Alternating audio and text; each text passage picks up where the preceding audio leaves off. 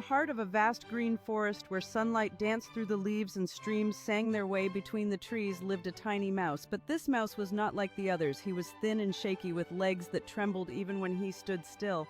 Everyone called him the rickety mouse. He had one big problem: he was afraid of everything. If the wind blew and a leaf fell, he would squeak and jump into the nearest hole. If a branch cracked in the distance, his whiskers twitched and his eyes darted about in panic. Even his own shadow sometimes scared him. One day, as the rickety mouse quivered in his hole, he overheard a low growl echoing through the woods. It was the fearsome lion known to all as the king of the jungle. The mouse's heart raced even more as he pictured the mighty beast. As the sunlight filtered through the leaves, the lion slowly opened his eyes, curiosity sparking within them. The rickety mouse stood there, heart racing, feeling like a tiny adventurer atop a mountain, even as the enormity of the lion's presence threatened to overwhelm him.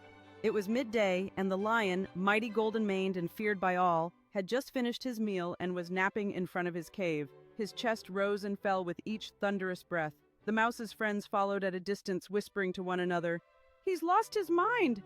The lion will eat him alive!"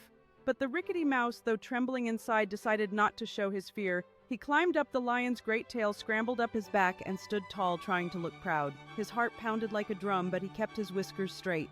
The lion tilted his head, slightly intrigued by the audacious little creature daring to challenge him.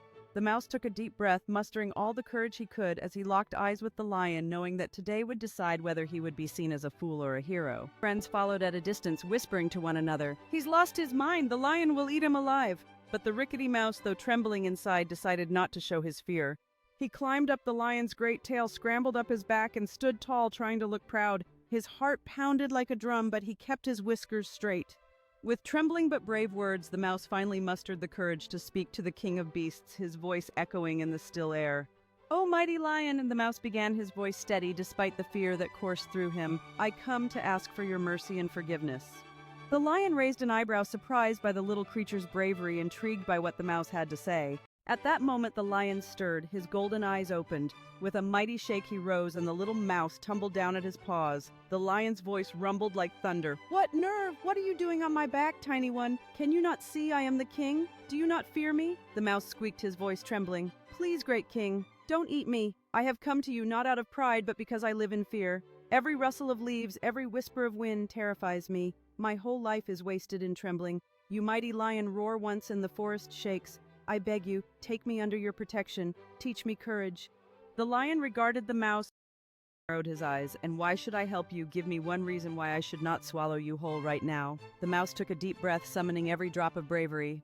"If you spare me, I promise, one day I shall help you in return. I may be small, but even a tiny creature can be useful." The lion threw back his head and laughed. His laugh echoed through the trees. "You help me. You are no bigger than my claw. How could a trembling scrap like you be of use to me?" Yet seeing the mouse shivering, the lion's heart softened. "Humph, very well. I am full today. Go, but do not think you are my equal, little one." The mouse bowed low, his eyes shining with relief. "Thank you, my king. One day I will prove my words true." And with that, he scurried away. Many weeks passed. One hot afternoon, the lion prowled the forest in search of prey. His golden coat gleamed under the sun. But suddenly, snap!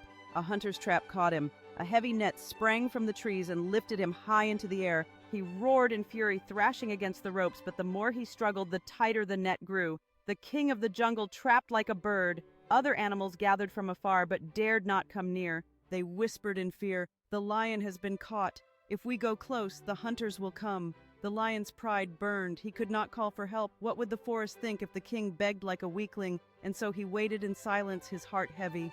Days turned into nights, and the lion remained ensnared. The forest echoed with whispers of his plight, each animal too frightened to help their king. The deer said, "What if we try to free him?" But the rabbit replied, "The hunters will return." In the silence, the lion felt the weight of loneliness. He had ruled over these woods, but now he was just a prisoner of fate. His heart ached not only from the bindings, but from the abandonment of those he once protected. It was then that the little rickety mouse passed by.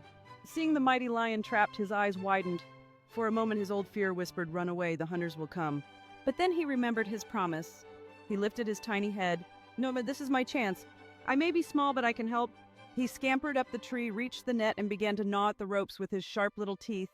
Just then his friend the rabbit came racing by. "Mouse, the hunters are coming. Run before they catch you too." The other animals scattered in fear. But the mouse did not stop.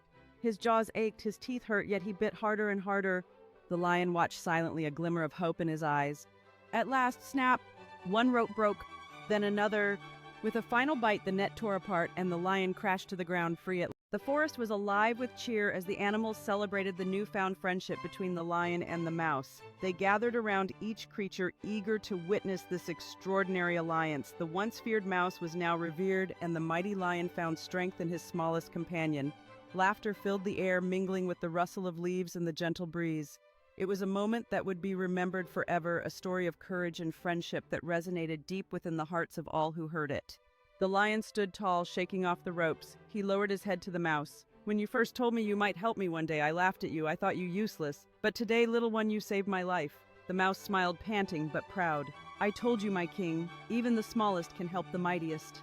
The lion's golden eyes softened. "From this day forward, you shall not be called the rickety mouse. You are my courageous prince. No creature in this forest shall mock you again." The mouse's heart swelled with pride. For the first time in his life, he did not tremble. The lion and the mouse laughed together, their voices echoing through the forest. From the bushes, the animals came out, clapping their paws, wings, and hooves. Moral of the story. This story teaches us that no one is too small, weak, or unimportant to make a difference. The rickety mouse was laughed at by everyone for being afraid of the tiniest things. Yet when the mighty lion, the king of the jungle, fell into trouble, it was that same tiny mouse who saved him. This shows us that courage is not about size, power, or appearance. True courage comes from the heart and from keeping your promises even when it is difficult or dangerous.